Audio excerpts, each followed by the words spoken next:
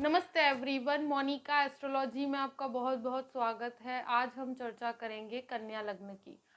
देखिए, कन्या लग्न वालों के लिए जनवरी के महीने में किस तरह की स्थितियां हैं और हमें किस तरह से हमारे पूरे ही महीने को प्लान करना है, तो ये मैं आज आपको पूर्ण रूप से बताऊंगी। और शुरुआत है पूरे वर्ष की, जनवरी महीना है और क्या बदलाव आने वाले हैं आज हम आपको अच्छे से बताएंगे। देखिए, कन्या लग्न और लग्न का स्वामी आपकी होता है बुध, जो आपके पंचम भाव में रहेगा शनि के साथ, फिफ्थ हाउस में। देखिए, फिफ्थ हाउस के अंदर लग्नेश का जाना बहुत अच्छा माना गया है, स्पेशली एजुकेशन सेक्टर वालों के लिए। और शनि के साथ आपको काफ़ी अच्छा मैनेजमेंट और प्लानिंग देता है। आपके अंदर एक एडमिनिस्ट्रेटिव स्किल क्रिएट होती है। आपको कहते हैं ना कि आपकी विद्या से आप बहुत कुछ अर्जित कर सकते हो। आप अपने स्किल्स को ज़्यादा से ज़्यादा डेवलप कर सकते हो। अब शुरू के जो 14 दिन तक ये शनि और बुध की युति बनी रहेगी पंचम भाव में, और उसके बाद 14 तारीख के बाद उसमें शनि के साथ आपको सूर्य की युति बनने वाली है। तो सूर्य पंचम भाव में प्रवेश करेगा 14 तारीख से। तो सूर्य, शनि और बुध, इन तीनों की ही युति बनने जा रही है। तो 14 तारीख के बाद मैं आपको यही कहूंगी कि जैसे कोई इंटरव्यू के लिए जाते हैं, आप कोई प्रकार का प्रेजेंटेशन क्रिएट करना चाहते हैं, आप को कोई डिसीजन की स्थिति है, तो उसको अगर 14 तारीख से पहले लिया जाए तो ज़्यादा बेटर है। एक तरह से देखो, सूर्य शनि की युति इंसान को काफ़ी पावर देती है, मगर कोई भी परिस्थिति के अंदर देखिए, फिफ्थ हाउस है इसलिए मैं कहूँगी कि फिर भी बेटर है।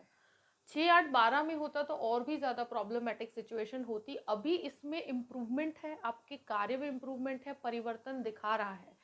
मगर मैं आपसे एक चीज़ ज़रूर कहूँगी कि हो सके तो बहुत शांति से और अपनी स्किल्स पर भरोसा कर कर आगे बढ़िए, तो आप बदलाव को स्वीकार कर सकते हैं। आपका प्रेजेंटेशन काफ़ी पावरफुल रहेगा और कार्यों में सफलता मिलेगी और उसमें एक प्रकार की मजबूती भी होगी। लग्नेश का पंचम भाव में जाना बहुत अच्छा माना गया है। पूरे ही महीने ये पंचम भाव की स्थिति शनि के साथ रहेगी। सूर्य जब उसमें ऐड होगा, तब क्या होगा कि सूर्य शनि की युति के कारण कभी कभी मानसिक तनाव की स्थिति क्रिएट होती है। सेकंड हाउस की बात करते हैं। द्वितीयेश आपका शुक्र है और शुक्र आपके चतुर्थ स्थान में रहेगा। सेकंड हाउस का स्वामी फोर्थ हाउस में जाना बहुत अच्छा माना गया है। वो आपको एक तरह से जॉइंट प्रॉपर्टी, जॉइंट बिजनेस, उसमें काफ़ी बेनिफिट्स होते हैं। शुक्र एक तरह से आपकी वाणी का भी कारक है, तो वाणी के अंदर आप कुछ भी इनकम क्रिएट करना चाहते हैं वाणी से, स्पेशली जो एजुकेशन सेक्टर की बात करती हूँ, क्योंकि लग्नेश भी पंचम भाव में है, तो मैं एक तरह से कहूँगी कि जो टीचर्स हैं उनके लिए बहुत अच्छा है। ट्यूशन क्लासेस वालों के लिए बहुत अच्छी स्थिति है। प्लस कहीं पर आपको कंसल्टिंग रिलेटेड कोई कार्य करते हैं तो उनके लिए ये स्थिति बहुत अच्छी है। और शनि उसमें काफ़ी सपोर्ट भी करता है। शुक्र जिस प्रकार से है, मैं एक तरह से कहूँगी कि वाणी में मधुरता रहेगी, उसमें कोई चिंता वाली बात नहीं है। जो गुरु की एक दृष्टि आपके सेकंड हाउस पर पड़ने के कारण अगर कोई घर के अंदर भी डिस्प्यूट है तो उसका भी आप निवारण निकाल सकते हो। और आपकी सेविंग्स को ये जुपिटर और भी बेटर बना रहा है, आपकी सेविंग्स को एक सही दिशा दिखा रहा है, इसलिए कहीं पर भी चिंता वाली बात नहीं है। और घर के अंदर भी कोई मैटर है तो उसका भी बहुत शांति से सॉल्यूशन निकल सकता है। थर्ड हाउस की बात करते हैं। देखिए, मंगल केतु थर्ड हाउस में है, वो आपका अष्टमेश भी है। मंगल और आपके तृतीय भाव में है। मंगल केतु बहुत पराक्रमी बनाता है इंसान को, और मंगल के साथ केतु की युति जो होती है एक तरह से बेनिफिशियल होती है। थर्ड हाउस बहुत अच्छा माना गया है। मैं ये कहूँगी कि ये एक तरह से आपको एक पावर देता है। कोई भी बदलाव है उसकी आप स्वीकृति कर सकते हो। ये कॉम्बिनेशन आईटी वालों के लिए, टेक्निकल लाइन वालों के लिए, इंजीनियरिंग फील्ड वालों के लिए बहुत ही एक्सलेंट है। और मेडिकल के छात्रों के लिए ये स्थिति बहुत अच्छी है, क्योंकि जो स्पेशली जो सर्जन्स होते हैं क्योंकि इस तरह की कोई भी एजुकेशन लेना चाहते हैं, मेडिकल संबंधित कोई एजुकेशन की तरफ जाना चाहते हैं, बहुत अच्छा है। और उसका अगर बिजनेस करते हैं, मेडिसिन का बिजनेस करते हैं, तो थर्ड हाउस से संबंधित मैं कहूँगी कि कोई भी पराक्रम करते हैं तो उसमें आपको कभी प्रॉब्लम नहीं आएगी, क्योंकि मंगल की एक ऊर्जा आपके 6th हाउस को भी प्राप्त है। तो एक तरह से मैं कहूँगी कि कोई भी बदलाव है उसकी स्वीकृति की जा सकती है, और उसमें आपके मानसिक स्तर में एक तरह से बढ़ोतरी हो रही है। तो कन्या लग्न वालों के लिए देखिए, मैं एक ही चीज़ कहूँगी कि एनर्जी लेवल काफ़ी हाई रहेगा, और कोई भी पराक्रमी वृत्ति है तो उसके तरफ आगे बढ़ा जा सकता है, कोई भी चेंज है उसमें भी आगे बढ़ा जा सकता है। शुरू के 16 दिन में ये काफ़ी एनर्जी हाई रहेगी, और 16 तारीख के बाद मंगल आपके चतुर्थ भाव में आ जाएगा शुक्र के साथ। तो बाद में आपकी वाणी के अंदर काफ़ी मधुरता, एक तरह से कहूँगी कि शुक्र के साथ इंसान को काफ़ी शौकीन बनाता है जब भी मंगल आता है। तो अब तृतीय भाव में एक चीज़ मैं कहूँगी कि भाई बहनों के साथ आपके संबंधों से वाणी में कुछ इस प्रकार का उपयोग मत कीजिएगा जिससे वो संबंध खराब हो, क्योंकि थर्ड हाउस भाई बहन का भी होता है। तो अगर इस प्रकार की कोई स्थिति है तो बहुत शांति बनाए रखिएगा, एक टेम्पररी फेस है, 16 तारीख तक इस चीज़ का आपको ध्यान रखना है। फोर्थ हाउस की बात करते हैं, शुक्र चतुर्थ भाव में है। आप कोई भी प्रकार का रिनोवेशन करवाना चाहते हैं, उसके लिए कुछ डेकोरेशंस करवाना चाहते हैं, घर के अंदर आप एक तरह से कहे कोई नया व्हीकल खरीदना चाहते हैं, तो उसके लिए लोन होने की संभावनाएं बढ़ती है, क्योंकि फोर्थ हाउस का लॉर्ड खुद 6th हाउस में है, और शुक्र फोर्थ हाउस में होता है। इंसान घर के अंदर कुछ खर्चे करता है, और कुछ एक्सपेंसेस लग्जरियस एक्सपेंसेस होते हैं, तो इस कारण से कभी कभी उसको खर्चों में वृद्धि भी होती है। मगर जुपिटर जो 6th हाउस में है वो काफ़ी कंट्रोलिंग पोजीशन पे है, तो इनकम के साथ आपकी जो एक्सपेंसेस है उस पर भी उसका काफ़ी कंट्रोल है। आप इस प्रकार के कार्यों के अंदर, ये पूरा ही महीना है कि जहां आप अपने घर के अंदर कुछ खर्च करेंगे, आपके एक तरह से मैं कहूँगी कि देखिए कुछ अच्छी चीज़ों में खर्चे होंगे, और आपके मन में एक अजीब सी खुशी का वातावरण रहेगा। इनिशियली मैं कहूँगी कि फोर्थ हाउस मन के लिए होता है। शुक्र जब जब फोर्थ हाउस में होता है तो इंसान काफ़ी अच्छा महसूस करता है, तो वो एक बहुत प्लस पॉइंट है। देखिए, प्रॉपर्टी रिलेटेड कोई भी कार्य है उसको आप संपन्न कर सकते हैं। 16 तारीख के बाद मंगल चतुर्थ भाव में आएगा, तो वो भी एक प्रॉपर्टी के कार्य के लिए आपको काफ़ी मजबूती दे रहा है। अगर ऐसा कोई कार्य करना चाहते हैं कर सकते हैं, कोई रिनोवेशंस करवाना चाहते हैं कर सकते हैं, तो इस मैटर में आपके लिए बहुत अच्छा है। देखिए, 5वें घर की बात करते हैं, तो सूर्य जो है एक तरह से शुरुआती 14 दिन के लिए आपके चतुर्थ भाव में रहेगा। यस, ये चीज़ मैं कहूँगी, फोर्थ हाउस में सूर्य रहेगा तो वो भी आपको एक तरह से काफ़ी सपोर्ट देता है कार्यस्थल में। अब सूर्य की युति बुध के साथ शनि के साथ बनेगी 5वें घर के अंदर 14 तारीख के बाद। तो मैं कहूँगी कि देखिए, संतानों के साथ आपको 14 तारीख के बाद बहुत शांति से आपको बात करनी है। इसका रीज़न कि कभी कभी क्या होता है कि संतान के घर में सूर्य शनि का योग बना हुआ है, तो देखिए इस पार्ट में आपको बहुत संभल के चलना है। विचार मतभेद होने की संभावनाएं बहुत ज़्यादा है, लग्नेश भी इन्वॉल्व है, तो ऐसी डिस्प्यूटेड स्थिति, बच्चों के कुछ ओवर एक्सपेंसेस करने के कारण भी आप परेशान हो सकते हैं। बच्चे बहुत ज़्यादा एक्सपेंसिव चीज़ें खरीदें या इस प्रकार का कुछ झगड़ा हो सकता है, तो ऐसी कोई स्थिति है तो शांति से आप समझाइए तो ज़्यादा बेहतर है। देखिए, थर्ड हाउस सूर्य बुध और शनि स्टूडेंट्स के लिए किस प्रकार की स्थिति है, मैं कहूँगी कि अगर कोई भी प्रकार का एमबीए से रिलेटेड स्टूडेंट्स हैं उनके लिए बहुत अच्छा है। आप एलएलबी संबंधित कोई भी एजुकेशन लेना चाहते हैं, बहुत अच्छी परिस्थितियां हैं।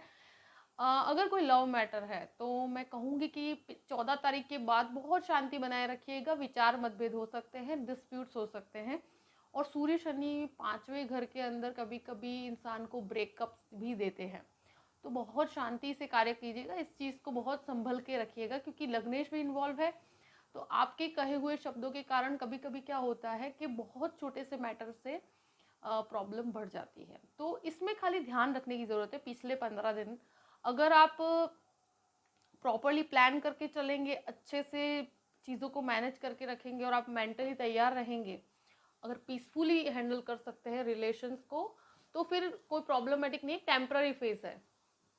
और संतान प्राप्ति के अंदर अगर आप कोशिश कर रहे हैं, पिछले जो सूर्य शनि की युति है, स्टार्टिंग इनिशियल स्टेज में कोई इतनी प्रॉब्लम नहीं है, मगर जैसे ही सूर्य बदलेगा तो बहुत ज़्यादा ट्रैवलिंग को अवॉइड करना चाहिए आपको, कहीं पर भी हेल्थ को लाइटली नहीं लेना चाहिए।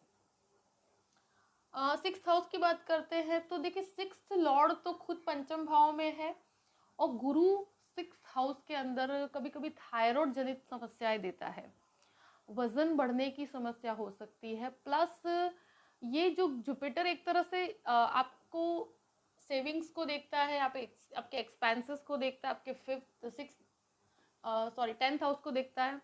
तो ये जो स्थिति है, like second house, 12th house और 10th हाउस, ये तीनों की ही स्थितियां आपको फाइनेंशियली धीरे धीरे प्रगति करवा रही हैं। मगर ये जो गुरु आपके 6th हाउस में पड़ा है, तो वो एक तरह से विदेश के कार्य के लिए बहुत अच्छा है। अगर आप कोई भी प्रकार का लोन चाहते हैं तो लोन आपको दिलवा देगा ये जुपिटर, मगर लोन उतनी ही ली जाए जितना कि आप उसको पे ऑफ कर सके। रीज़न कि ये कुछ एक्सपेंसेस आपके ऐसे हो सकते हैं जो आपके कहते हैं ना वेस्टफुल एक्सपेंसेस, तो उसके लिए लोन ना ली जाए तो अच्छा है। अगर आप घर के लिए लोन लेते हैं, आपके कंट्रोल में रहकर अगर कार्य करते हैं, तो आपको ये जुपिटर बहुत अच्छा फायदा दे रहा है। मगर ओबेसिटी बढ़ने की प्रॉब्लम हो सकती है, शरीर बढ़ने की प्रॉब्लम ये पूरे ही महीने के अप्रैल तक रहेगा ये, तो ये चीज़ होगी। तो अपने वॉकिंग या जो भी हेल्थ को ध्यान में रखते हुए जो भी कार्य करते हैं, उसमें आपको व्यवस्थित रूप से अपने एक रूटीन को क्रिएट करना ज़रूरी है। एक चीज़ मैं कहूँगी कि ऐसी स्थिति में कहते हैं हार्मोनल इम्बैलेंस हो जाता है, तो इसलिए इस चीज़ का भी बहुत ध्यान रखना है। इसके लिए आपको योग प्राणायाम की तरफ जाना बहुत अच्छा है। देखिए, एक तरह से अभी कोई भी प्रकार के शत्रुओं की तरफ आपको रिएक्टिव नहीं होना चाहिए। इसका रीज़न है कि 12th हाउस और 6th हाउस और लग्नेश तीनों साथ में है, तो अगर कोई ऐसे डिस्प्यूटेड स्थिति है, कार्यस्थल के अंदर भी ऐसी कोई स्थिति है, तो रिएक्ट करने से बचिएगा। 7th हाउस की बात करते हैं। 7th लॉर्ड खुद से 12th में है, जुपिटर होकर खुद से 12वां घर में जुपिटर है, तो 7th लॉर्ड के कारण अभी कोई पार्टनरशिप को अवॉइड किया जाए तो अच्छा है। देखिए, स्टमक रिलेटेड कोई भी प्रॉब्लम्स है उसको कभी भी लाइटली नहीं लेना है आपको, स्पेशली इस महीने। और एक चीज़, ये डरने वाली बात नहीं है, प्रिकॉशंस की बात है। हमें ये पता होना चाहिए कि हमें कौन सी जगह पर ध्यान रखना है। तो ये जो 7th लॉर्ड आपका 12th में जा रहा है, अगर मैरिज फिक्स हुआ है तो उसमें एकदम से रिएक्टिव अभी नहीं होना है, क्योंकि मैरिज की स्थिति आगे बढ़ते हुए अभी संबंधों में बहुत शांति बनाए रखना है। प्रॉब्लम्स बहुत ज़्यादा नहीं है, मगर कभी कभी क्या इंसान शॉर्ट टेम्पर्ड हो जाता है। नॉन रिएक्टिव बनना ज़्यादा अच्छा है आपके लिए। लॉन्ग टर्म पे आपको काफ़ी बेनिफिट्स हैं, मगर कभी कभी क्या है कि ये महीना सूर्य शनि की युति पंचम भाव में है, तो जब भी कोई भी प्रकार के संबंध के अंदर, इवन आप मैरिज के अंदर भी हैं, तो आप उनको समझने की कोशिश कीजिएगा, ना कि रिएक्शंस देने के। आप कोई भी रिलेशन है उसे पीसफुली हैंडल कीजिए। ये टेम्पररी फेज है, आप अगर अच्छे से हैंडल करेंगे तो इस महीने के बाद ऐसी स्थिति ऑटोमेटिक बेटरमेंट की तरफ आपको लेकर जाएगी। मगर लग्नेश अभी सूर्य शनि के बीच में है, तो कभी कभी हमारे कहे हुए शब्दों के कारण जीवन साथी के साथ डिस्प्यूट्स हो जाते हैं। तो हो सके तो बहुत शांति फैमिली मैटर्स में और संतान के मैटर में बनाए रखना चाहिए, तो घर के अंदर एक पीसफुल एटमॉस्फेयर क्रिएट होगा। अब बात करते हैं 8th हाउस की। देखिए, 8th हाउस का स्वामी मंगल होकर खुद से यहाँ पर तृतीय स्थान में है, खुद से अष्टम में है। तो कभी कभी क्या होता है कि ये एक तरह से आईटी रिसर्च के लिए बहुत अच्छा है, और कोई भी मंत्र साधना की तरफ आगे बढ़ते हैं, इंट्यूटिव चीज़ें करना है, अगर आपको कोई भी प्रकार का रिसर्च करना है, बहुत अच्छी स्थितियां हैं, और आपको ये विदेश के अंदर काफ़ी मदद करता है। मेरे हिसाब से विदेश के स्टूडेंट्स अगर बाहर जाना चाहते हैं आईटी के प्रोफेशंस के लिए या मेडिकल के लिए, अगर कुछ हायर स्टडीज़ के लिए अगर बाहर जाना चाहते हैं तो ये आपको बहुत एक्सेलेंट युति है, आपको करना चाहिए, क्योंकि 12th हाउस का अधिपति 5th हाउस में, तो आपके एजुकेशन के लिए आपको बाहर लेकर जाएगा। थोड़ी सी स्ट्रगलिंग रहेगी, इसका रीज़न है कि एकदम से आपका पूरा सेटलमेंट करना, माइंड को आगे बढ़ाना, मानसिक स्ट्रेस रहता है, मगर ये आपको एक स्टेप फॉरवर्ड लेकर जाता है। तो अगर स्टूडेंट्स हैं तो उनके लिए लोन भी क्रिएट हो सकता है, अगर लोन करके भी विदेश जाना चाहते हैं तो ये युति आपको एक्सेलेंट आगे बढ़ाती है। और अब बात करते हैं 9th हाउस की। देखिए, भाग्य का स्वामी खुद चतुर्थ में बैठा है और राहु भाग्य में बैठा है, तो एक तरह से मैं कहूँगी कि अगर आप कोई भी फैशन संबंधित या आर्किटेक्चरल संबंधित या कोई भी प्रकार का डिज़ाइनिंग संबंधित कार्य के अंदर हैं तो एक तरह से बहुत अच्छा है, उसमें आपका काफ़ी डेवलपमेंट भी है। उसके लिए आप आगे बढ़कर कोई अलग तरह का कोई कोर्स करना चाहते हैं तो भी कर सकते हैं। उसमें एक तरह से मैं कहूँ कि राहु जो होता है एक तरह से इंसान को भ्रम भी देता है, मगर इन सब चीज़ों को जो फैशन से संबंधित है उसको राहु काफ़ी सपोर्ट करता है। आप डिज़ाइनिंग संबंधित कोई भी कार्य है उसमें आगे बढ़ सकते हैं। भाग्य के अंदर कभी कभी आपको सपोर्ट प्राप्त न हो ऐसा महसूस हो सकता है, क्योंकि कुछ मौक़ों पर ऐसा होता है कि इनिशियली आपको ऐसा लगेगा, मगर जैसे ही 15 तारीख निकलेगी धीरे धीरे आपके कार्यों में मजबूती ज़रूर आएगी। एक तरह से मैं कहूँगी कि जब कोई धर्म से कनेक्टेड कोई कार्य है उसके अंदर राहु होने के कारण कभी कभी आपकी आस्था में एक डगमगा जाएगी, उसके अंदर आपको लगेगा कि अभी आप काफ़ी प्रैक्टिकल अप्रोच के साथ आगे बढ़ेंगे और उस तरफ आपका रुझान ज़्यादा रहेगा। 10th हाउस की बात करते हैं। दशम भाव का खुद अधिपति पंचम में है। देखिए, मैं यही कहूँगी एजुकेशन सेक्टर वालों के लिए बहुत अच्छी स्थिति है, मैनेजमेंट वालों के लिए बहुत अच्छी है, मैनेजरियल लेवल के लिए बहुत अच्छा है, बैंकिंग सेक्टर वालों के लिए भी बहुत एक्सीलेंट पोजीशन है। देखिए, कार्यस्थल के अंदर बहुत शांति बनाए रखिएगा 14 तारीख के बाद। अगर कोई ऐसी स्थिति होती है तो ज़्यादा डिस्प्यूट्स में इन्वॉल्व होना आपके लिए अच्छा नहीं है। और देखिए, परिस्थितियां एक तरह से कहूँ कि मंगल की ऊर्जा भी 16 तारीख के बाद आपके दशम भाव को मिलेगी तो वो आपको, और 7वीं दृष्टि है तो वो आपको काफ़ी अच्छी अपॉर्चुनिटीज़ क्रिएट करती है आपके लिए।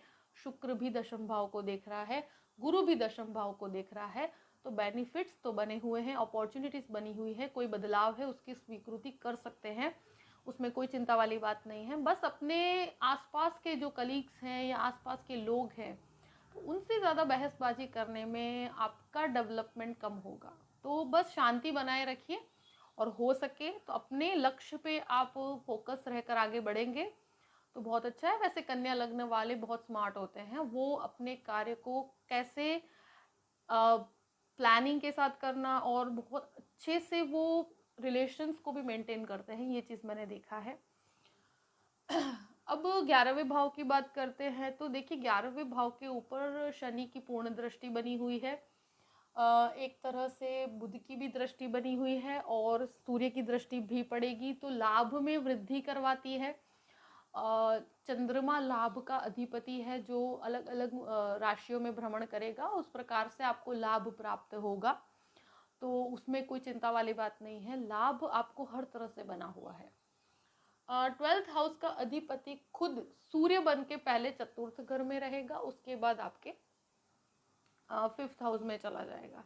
मैं एक चीज़ कहूँगी, अगर कोई भी कोर्ट केस चल रहा है या कोई भी इस तरह का मैटर है, कोई लड़ाई झगड़ा है या फैमिली डिस्प्यूट है, प्रॉपर्टी डिस्प्यूट है, डाइवोर्स केस है, इस तरह की कोई भी स्थिति है तो 14 तारीख से लेकर 31 तारीख तक का जो समय है, क्योंकि हम 31 तारीख तक की ही बात करते हैं ये महीने के हिसाब से, तो पिछले 15 दिन बहुत शांति बनाए रखिएगा। आपके बोले हुए शब्दों के कारण कुछ बड़ा डिस्प्यूट हो सकता है, मैं डरा नहीं रही हूँ, मगर इन चीज़ों का ध्यान रखना बहुत ज़रूरी है, क्योंकि 12वें घर का अधिपति और 6th लॉर्ड और लग्नेश, ये तीनों की ही युति बनी हुई है, तो चीज़ों में उतावलापन मत कीजिएगा, रिएक्ट करने से 2 बार सोचिएगा। और अगर इस प्रकार का कोर्ट का कोई भी मैटर है तो उसको आपको लाइटली नहीं लेना है। और एक चीज़ है कि ये जो 12th हाउस की बात की, कोई भी एजुकेशन संबंधित या कोई भी फॉरेन संबंधित कार्य है तो उसमें तेजी आ सकती है, आप वो कार्य को संपन्न कर सकते हैं, उसमें आपके लाभ बने हुए हैं। तो देखिए इस तरह से आप पूरे ही महीने को अच्छे से प्लान कीजिएगा। कन्या लग्न वालों के लिए मैंने किस प्रकार की स्थितियां हैं ये आपको बता दिया है, उस प्रकार से आपके पूरे ही महीने को प्लान करना है। आई होप कि ये वीडियो आपको पसंद आया होगा। अगर पसंद आए तो लाइक भी कीजिएगा और सब्सक्राइब भी कीजिएगा। अगर आप मुझसे कंसल्टेशन लेना चाहते हैं, डिस्क्रिप्शन बॉक्स में मैंने अपना ईमेल आईडी दिया हुआ है, astrologymonica@gmail.com, आप उस पर मेल कर सकते हैं। मैं आपको पूरी ही जानकारी प्रदान करूंगी कि कैसे मुझसे कांटेक्ट किया जाए। देखिए पूरा ही महीना कहाँ कहाँ आपको कहाँ ध्यान रखना है ये चीज़ मैंने आपको बताई है, उस हिसाब से आप अपने महीने को प्लान कीजिए और हमेशा खुश रहिए और पॉजिटिव रहिए। Thank you so much. जय श्री कृष्ण।